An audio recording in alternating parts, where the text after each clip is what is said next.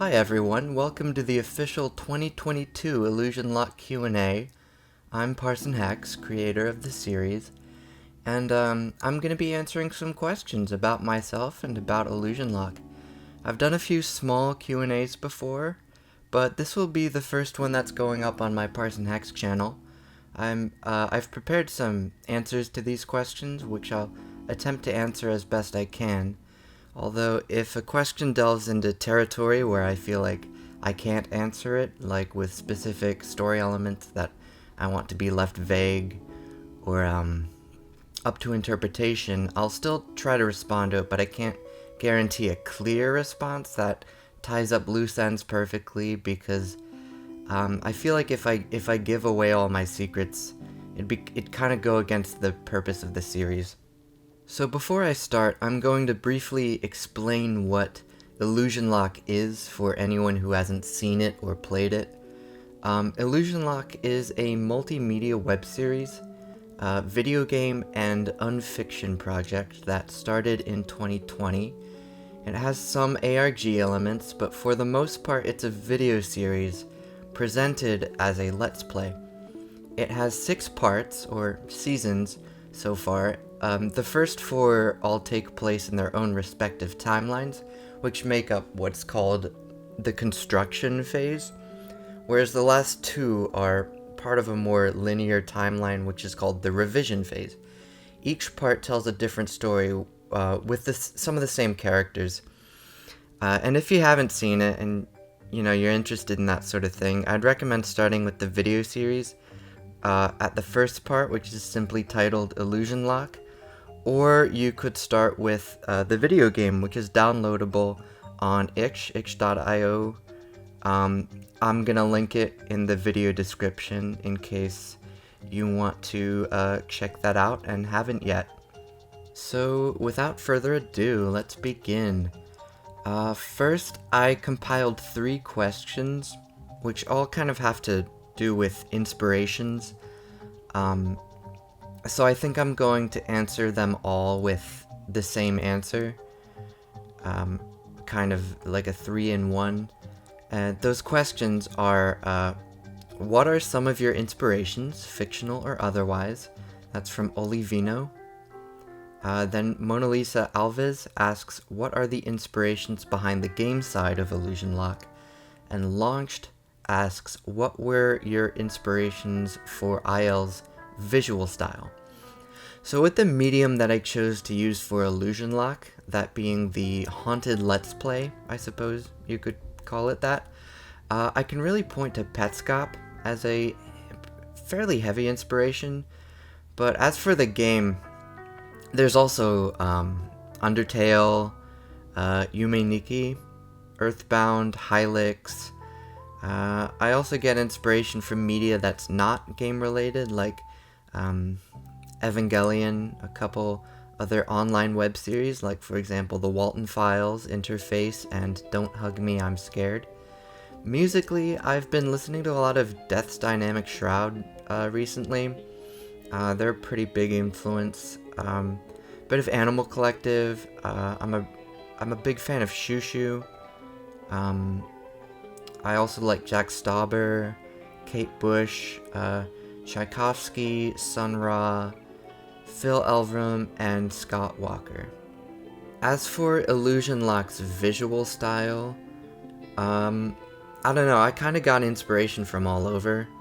I knew I wanted it to be really eclectic and really colorful, but I don't know if I can point to any specific sources for why I chose why I made those decisions. Okay, so Onivino also asks, if you can say, when did you first think up the original idea of the series, even if it isn't now what it used to be? So I first thought of Illusion Lock around early 2019, but even before that, a lot of ideas have evolved and changed over time. Ideas that could be tracked down to 2017 even. I reused a lot of old music that I made in high school for Illusion Lock as well.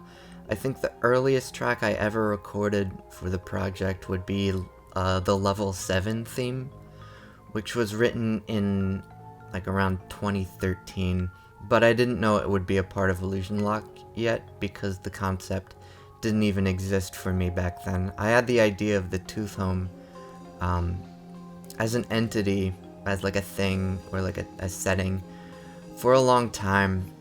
I can't remember exactly when, but that was a very early idea. Another question, by the same person. The music you make is always a banger. Thank you, by the way.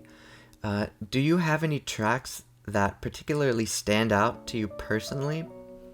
And they cite that their favorites are Choral of Today and Gus 1. So I think the Choral of Today and Convergence stand out because they're the ones with lyrics. I also think some of the boss themes stand out for their danceability, and so do the glitched versions, like of the songs from the soundtrack. I think they stand out because you could hypothetically play them at a party and people will start to feel unsafe, which is the entire point of music, in my opinion. I think the Tooth Home theme takes the cake for standing out the most out of all of them, because of how I composed it. Each time it loops, the song modulates down one semitone, so if the song were to keep going forever, it would slowly keep descending lower and lower and lower. It only repeats like 3 times and then it stops. But like if it were to keep going, it would just keep descending. Okay, next question. Justin doesn't look at asks, what? And my answer is yeah. Chat du Cheshire asks, what kind of games do you like? So, I like indie games. Some of the aforementioned inspirations that I cited earlier. I like RPGs, I like puzzle games. I like some tactics style games like Fire Emblem. I play Pokemon sometimes, like primarily Gens 3 through 5. And Zelda, primarily Majora's Mask. I really like the Portal series, and I think Minecraft is important, although I haven't played Minecraft in years. It's been a while. Okay, so Josh J asks, has IL been inspired by your own life? Sometimes. Illusion Lock is a very sentimental and emotional series for me because of how it has helped me process various real feelings and themes in my own life. The main protagonists of the show, that being Edgar, Ralph, and Otis, all kind of represent aspects of myself. We all kind of have the same like speech patterns as well, which you probably recognized. However, I wouldn't consider Illusion Lock to be completely autobiographical, considering that no demon programs were actually involved in its creation, I'm pretty sure. Could you please break down what Choral of Today means to you? This is a good question. I think it's about changing. It's about loving something that isn't the same as it used to be. It's a ballad from the perspective of this sea creature who longs for the coral of yesterday. Nowadays, the coral reefs are dead or dying, and the creature's love has been taken away, and now that the sea environment has deteriorated, the creature itself has to adapt in order to survive. It's also about getting older and realizing that nothing truly stays the same in life, and we have to accept that. We have to move on to new waters eventually. Oh Whoa asks, what's your favorite character? In-game, Eleanor has become, I think, the most interesting one to me as the series went on, because of how she went from having no backstory or purpose, allegedly, to being a lot more important later. I also really like Crosmire and Gus. I think they served their intended purposes as side characters. I think they did a good job. My favorite creature is the singer, And as for the player characters, that's even more difficult. That's an even more difficult choice to make, but at the moment, I really like Otis because of how fun he is to play. He's really chaotic and outwardly unashamed of being, like, weird or off-putting. And he's an unreliable narrator to such an extreme degree that you have to second-guess, like, everything he says. Bone Taker's Tooth asks, where were you getting the tree photos from IL Silver? So this question is referring to the videos on Ralph's channel, in which a lot of audience participation took place. People had to identify the scientific names of trees by their leaves and branches in order to unlock new episodes of Silver. And I have a book of Delaware trees that has images which I used for the ARG, and that's where the images came from. What was the music from the Identify videos? So the track I used for those videos, the ones with the trees, it's an edited excerpt of Prelude for Violin Opus 48 by Carl Nielsen from 1923. Mario Stickers asks, how did it feel to make this series and see it slowly become more and more popular with at least what I would say a steady fan base behind it? It's nice. I'm really grateful that there's people who resonate with what I made the last 2 years. I'm really glad to see how the fan base has grown, and I really appreciate the discussions and fan art that I've seen come from it. I honestly doubt that Illusion Lock is ever gonna, like, really blow up in popularity because of how, like, scattered and disjointed it is, and I think some things about it really discourage people from taking it seriously, which is inevitable, a little unfortunate, but I don't know, I just really wanted to make something kind of abnormal for myself. Another question. So far, there seems to be 4 voice actors, one for Otis and Edgar, one for Ralph, one for Burke, and one for Sadie. How did the voice actors feel about helping in the series and being a part of it, and which voice actor are you? So I play Edgar and Otis in the series, and I also play Ralph, who speaks in like a pitched down version of my voice. As for the other voice actors, it was really fun to work with them.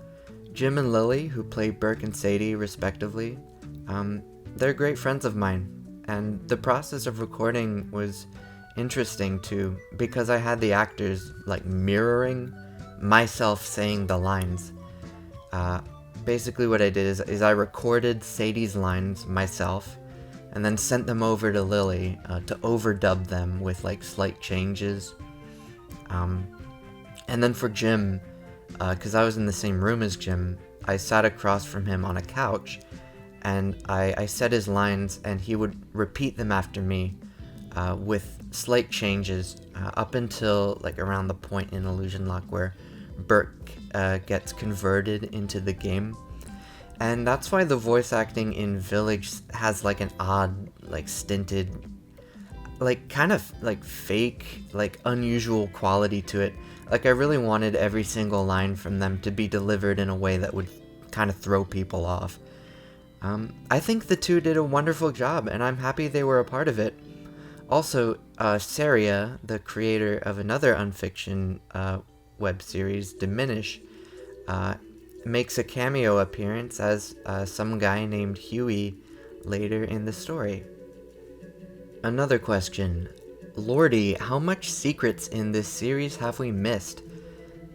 There are a lot of hidden details that I have not yet seen talked about. Melancholy NZ asks, how long does it take for you to complete a season? So it ranges from like, I'd say like 1 to 6 months. It also depends how busy I am with other things. The first few seasons took longer than the later ones, because in the beginning I was still in the process of learning how to make a game, so I had to kind of build that from the ground up. And then later on, when I like had the engine and I had the assets, I was able to sort of churn them out a little bit quicker. Following that question, have you planned the series as a whole or adjusted the series over time? The original IL, as well as Prophecy, Demiurge, and Silver and Yore, were pretty improvisational. Like, I created much of the story as I went along, with like some fixed ideas about where and where not to go, like episode by episode. Village and Forest, and especially Nocturne, were a bit different because they were the most planned out seasons. For those ones, I knew how they would start and how they would end for the most part, and also how they would kind of continue, like how they'd get from point A to point B. Pretty much before I even started recording the first episodes of those seasons. Nocturne was the one I knew about the most before I began the process of making it. I think some of the less planned out parts, like, kind of read like stream of consciousness. Although it's not exactly stream of consciousness. I wouldn't really call it that because most of what goes in Illusion Lock is really purposeful. I wouldn't really hold it against someone for thinking that it's just stream of consciousness because I like specifically try to remove as much like real world logic from the show as I can. Not like all of it, of course. Like I keep some stuff in, but I really try to like cut pieces out, like cut logic out as if it were like a tumor. Another question. I loved Nocturne a lot, and so did others, but for me especially it was the horror and more adult themes, and I was glad to see some of that horror aspect in Silver. Will that sort of narrative make a return in later seasons? Yes, but I think it depends on how I feel. Illusion Lock has always maintained some light horror aspects. Sometimes I want to strike a balance between like scary and safe, but sometimes I feel like the lightness just isn't enough and I need to really go hard or go home, so to speak. I don't think I've done that enough with Illusion Lock, and if I keep going later down the road, I think I want the series to become even more repulsive. Silent Nyan, is that how you pronounce that? Neon? Silent Neon asks, how many more parts of IL do you have planned in your mind right now? I honestly can't say for sure. I don't know. I don't think it's over, but I also like don't have anything else planned for future iterations. It's all just like vague ideas at the moment, and I'm not really rushing to create more Illusion Lock right now. Next question. How are you doing? Thank you for asking. I'm managing okay. I'm doing alright. Alright, next up we have a couple questions from Mona Lisa Alves. One aspect I really like about the series is the changes made to the gameplay. So I'm curious about them. Did you intend for the game to grow, improve since the conception of the series, or were the changes made to better suit the narrative? I made the changes to the game kind of to better suit the narrative as it went on. I didn't think it would go quite as long as it did. I just kept making new iterations and adding to them, and it was a long process of like changing and growing and learning new things about like game design and storytelling. Any plans on making another Illusion Lock game, or just games in general? Games in general? Absolutely. I definitely want to make more games. I also want to make another Illusion Lock game, like eventually, but that's not really set in stone, and I don't have any like concrete plans for it yet, but it's definitely a possibility. Xword555 asks, what is your favorite posted part of Illusion Lock so far? I think Village and Forest is my favorite overall, but Nocturne is a close second. I think it has the best ending, to be honest. Next question. Unlike other parts, There does not seem to be an element of a player during the events of Illusion Lock Nocturne. Will this point be touched up upon later in the series? No. It is a secret and a mystery. At the end of Nocturne, where it shows the different timelines and who's... This is another question, by the way. I don't think I really made that super clear. At the end of Nocturne, where it shows the different timelines and who survived, why was Eleanor listed as not surviving prophecy? Really good question. The last thing we see in Illusion Lock Prophecy is Eleanor, like, flying away with her invisible angel wings. In my head, I don't know, this kind of represented going back to heaven, like where she came from, therefore parting ways with the earth below. Either that, or she flew too close to the sun like Icarus on her way to the mainland, if that's where she was going. I kind of wanted to leave that, like, the specifics up to interpretation, so there's no concrete answer there. What do you think? Also, XWord555 wants me to add closed captions to the Illusion Lock videos at some point, and yes, I agree, it's difficult to hear some of the quieter dialogue, and I would like to add captions in the future. Yeah. Launched asks, were there any points where you were close to taking IL in a completely different direction than the one it ended up going in? I mean, I wasn't just close to doing that, I did it, like, all the time, constantly. There were some times where I, like, stopped myself from making certain decisions, though. I was going to end it a bunch of times because I thought it was over, but I kept deciding not to do that because I wanted it to continue. And there were some moments where I considered, like, showing the characters' real faces, but in the end I decided very strongly against that, which is why it's never going to happen. Next question. This one's about Edward Slug. How did you come to create such an immaculately written character? It came to me in a dream. Pause is Cool asks, whatever happened to the Illusion Lock card game you were making? I put it on pause. I might still make it, but I'm kind of preoccupied with some other things at the moment. Next question. If you woke up in the Illusion Lock world, what would be the first thing you do? Probably die. Next question. Is the picture of the Illusion Lock world showing us the whole world, or is there more not being shown? So the image of the world only shows a simplified view. So there's a lot of stuff that isn't, like, actually shown because of the map perspective.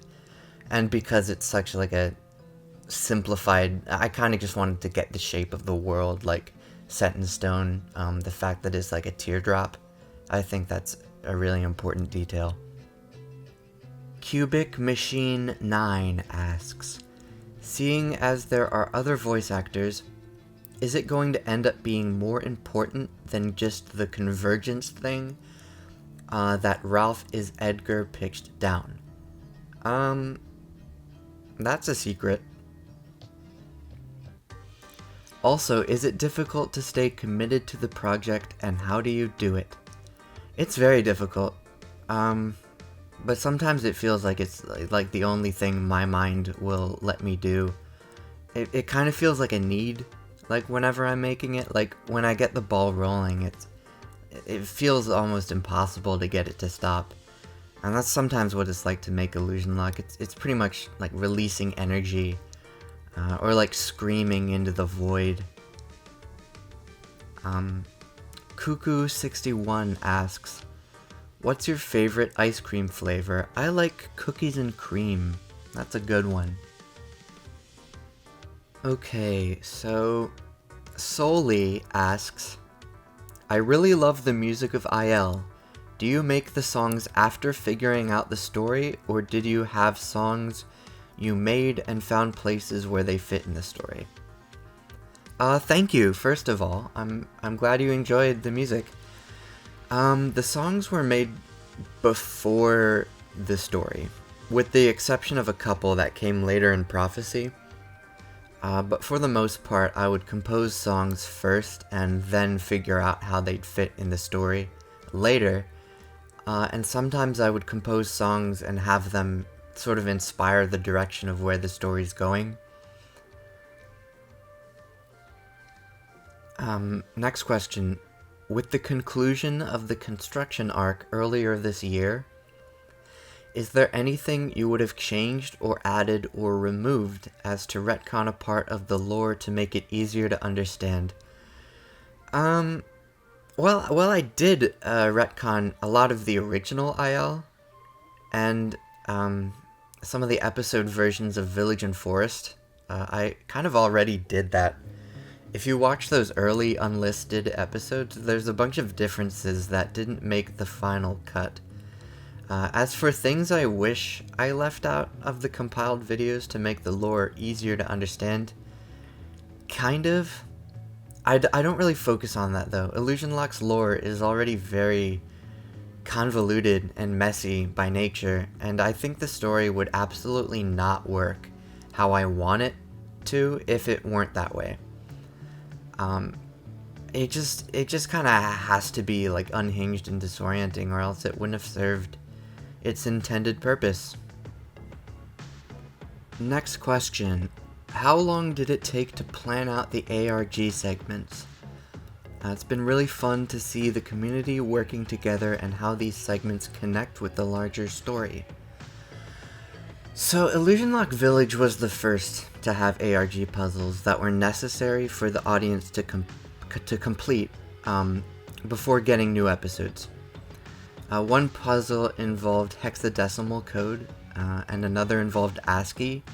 Similar puzzles returned in silver along with a couple ciphers to decode, and Prophecy had the Yodis code that the audience needed to find characters of within the season to spell out a password.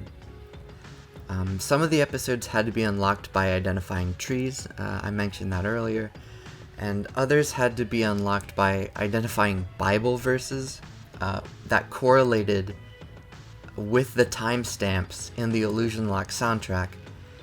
And then also Sadie's Twitter, her Twitter account would drop little hints whenever it seemed like people were stumped on a puzzle. Because of this, it took a fair bit of pre-planning and time to make the ARG segments work, and even then, I made a few minor errors along the way, which didn't really change the outcome of the game, but did kind of alter the presentation a little bit. DB asks, what motivated you to start working on the project? I knew I wanted to make something like this for a while, so the drive to create, just in general, motivated me. A little bit of loneliness, a little bit of like personal stuff going on, also kind of played a role in kickstarting the project. And I really started like buckling down on it during COVID. Next question. What's your writing and planning process like? Do you thoroughly plan out events to develop a central theme, or let what interests you lead you along the way? A little bit of both. I always want there to be a central theme. I try not to force it per season, but I want there to always be some like concept sturdy enough to connect the story events together in a way that has meaning, at least to me. And then, here's the last question. Do you have any other unfiction projects you'd like to explore, or do you want to keep developing within this setting, or do you want to move on to other types of projects entirely? I am not sure yet. I do want to move to other projects before working on more Illusion Lock. I think the world of IL needs some time to sit and process before I continue working on it. Alright, so that's about all the questions I got for this video. Thank you everyone for participating in this Q&A, and thank you so much for engaging with Illusion Lock. It's been great to see. Yeah,